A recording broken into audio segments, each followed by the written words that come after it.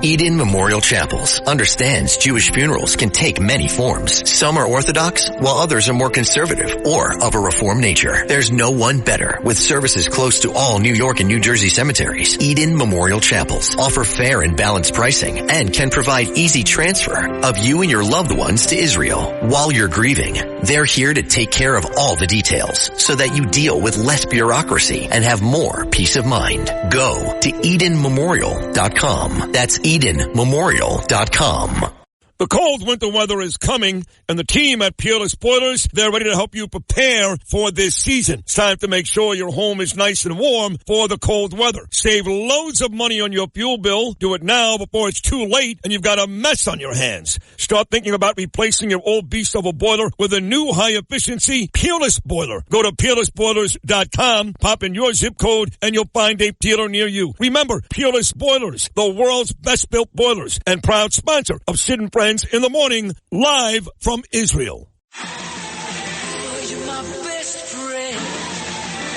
This is Sid and Friends in the Morning. From our friends. 77 WABC.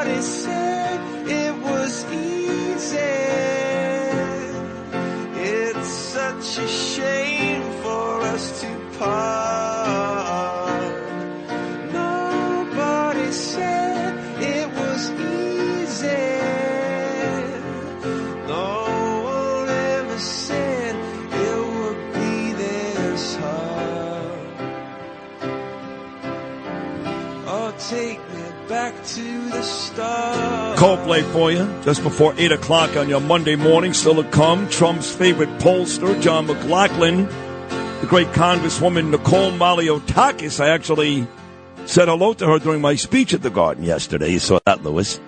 And John Katsimatidis, already heard from Bill White and Curtis Sliwa. But we want you to vote for Donald Trump, obviously. All of my local people here, all of them. Anthony D'Esposito, Mike Lawler, Mark Molinaro, who else am I missing here? Nick LaLota, Mike LaPetri, Nicole, all of them. But we also want you to vote no on Prop 1. It's a dangerous, dangerous prop. And again, the liberals and the Democrats are lying to you. But don't take my word for it. I seem to be a bit over the top lately with the Democrats. Let's talk to John Faso, great politician, terrific guy. John, welcome to Sid and Friends in the Morning. How are you, pal? I am terrific. I've never been introduced with Coldplay before, but this was wonderful, Sid. It was terrific. Are you a Coldplay fan? I am. So I do like them. I like your musical selections. But you're absolutely right. People have to vote no on Prop 1, and don't forget, turn the ballot over, because that's where it is. A lot of people will go in and they'll forget that there's a proposition on the other side. Must vote no on Prop 1. This is a crazy Trojan horse that the Hochul and the Democrats have given us. It would allow create a constitutional right for non-citizens to public benefits and even voting. So they have national origin in that thing. It creates a constitutional right to non-discrimination for gender identity and expression. And what that would do is give minors potentially a right for puberty blockers and even surgeries without their parents' consent, because this right applies to all persons, not just adults. It includes minors. And the last thing it would do, it would create a constitutional right for biological males to compete in girls and women's sports. It's just unbelievable what they've stuck in here. And they also have a provision that would legalize so-called DEI programs, reverse discrimination programs. So this thing is a real clunker. Everyone needs to remember to vote no on Prop 1. Tell your friends and neighbors, but don't forget, God help us, don't forget to turn the ballot over, because that's where you get to vote no on Prop 1. All right, John. So it's giving voting power to illegals. I don't call them migrants or asylum seekers, illegals. It's taking the rights away from the parents, which is really horrible. It's allowing men to compete in women's sports, including boxing. We saw that in the Olympics, men literally punching women across the face, and this DEI nonsense. So my question is very simple. For folks that are not listening to me every day, John, or talking to the John Fasos of the world, how are the Democrats possibly selling this prop as something that's a good thing? They say, Sid, this is necessary to protect abortion rights in New York State. And this is a false argument as well. First of all, abortion is not even mentioned in the wording of the proposition. And abortion was legalized in New York State in 1970, fully 54 years ago. And regardless of one's position on that topic, it is not in any legal jeopardy in New York State. So they're using a red herring, the so-called threat to abortion rights, as a means of sneaking in these other provisions into our state constitution. And once it's in the state constitution, you never get it out of there. It's so difficult to amend the state constitution.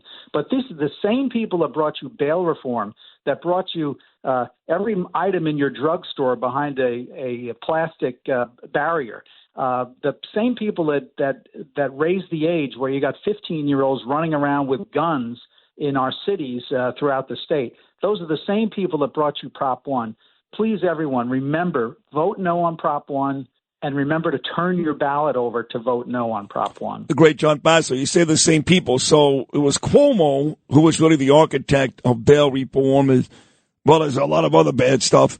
But as far as I know, this is Hochul. Or am I wrong? Who's the actual architect of this? This is Hochul and Democrats in the legislature, led by Manhattan State Senator Liz Krueger and Queens State Senator Mike Gianaris. They're the ones behind this. They're the same ones that brought us the crazy rollout of the marijuana laws in New York, which had 2,500 illegal pot shops spring up in New York City. So, I mean, they are not geniuses when it comes to legislation, but they're devious as it comes to Prop 1, because they're trying to sneak in all this radical agenda in terms of the transgender movement's agenda, et cetera, into our state constitution, and they're using the pretext of abortion to try to convince people, oh, I want to protect the right to abortion. It's not under any threat. Again, regardless of what you think about it, it's not under any threat. But these things, rights for non-citizens, rights for transgender treatments for minors, and removing parents from that discussion, this is an outrage. Sid, you can't. A school nurse can't give a Tylenol to a child without parents' permission. They can't go into a tanning parlor or get their ears pierced without parental permission. But this Prop 1 opens the door to minors being able to get these transgender treatments, and that's what the radical transgender movement is all about. It's insane. You know, I'm a Republican, obviously, but I'm when it comes to the social issues, I'm very liberal. You know, I'm pro-choice, for example, John Faso. And I've been saying for most of the last couple of years, I think it would make more sense to legalize gambling, which we've done in New York, in New Jersey, in a lot of states. And a lot of these states are bringing in big revenue. Now, there is the issue where there are more and more folks that are struggling every day, Gamblers Anonymous. I also said legalize weed, and that has turned out to be a disaster with smoke shops. And Totally. All right, Totally. And I've also been saying legalize prostitution. And what's amazing is just last week, John, here in New York, a bunch of these streetwalkers in Queens, the same ladies that are getting just maligned by the media every day, actually held a press conference and talked about their rights. And it occurred to me, you know what? Legalizing prostitution, it sounds good. And I want to see all these ladies get health care like the rest of us. But in my neighborhood, I live in Bell Harbor, If I see these ladies walking down the street like they do in residential neighborhoods in Queens or by schools, I'm not sure I'd like that. I've got kids, too. So the more I think about it, it sounds good, right? Altruistic to make all this stuff legal. But from a quality of life standpoint, may not be a very good idea. No. And the same rationale they had for so-called bail reform and discovery reform and raise the age. And now you have 15-year-olds running around with guns because they know those 15-year-olds, if they're caught, aren't going to get prosecuted in the same way as they would as an adult. And the same people that brought all these things to us in New York City and New York State, and I live upstate, the same people are the ones behind Prop 1. And I implore all your listeners to become educated about this. Remember to vote no on Prop 1 and remember to turn the ballot over. And, Sid, there'll be 20 to 25% of the people that go into the polls that will forget or won't even know about it and won't know to turn their ballot over. And yet rights for illegal immigrants, rights for minors to have transgender treatments, biological males in girls and women's sports, and this crazy DEI agenda, that is all in Prop 1. That's why it's critical that your listeners throughout the whole metropolitan area and the lower Hudson Valley understand we have to mobilize and vote no on Prop 1. Turn that ballot over. Make sure you do it. I got to tell you, our mutual friend, the judge, was right, John. Tremendous job on this. It is very, very, very important. I want to get that word out there, and you just really did it very, very well. John Faso, excellent appearance. Thank you so much for hopping on this morning. Thank you, Sid. Great to be with you. Thank you. That's John Faso right there. What a terrific job. And he's right, folks. Vote no on Prop 1. Don't forget, he said it a couple of times, turn that ballot over, right? You vote for Trump, you vote red. Turn that ballot over and make sure you vote no on Prop 1.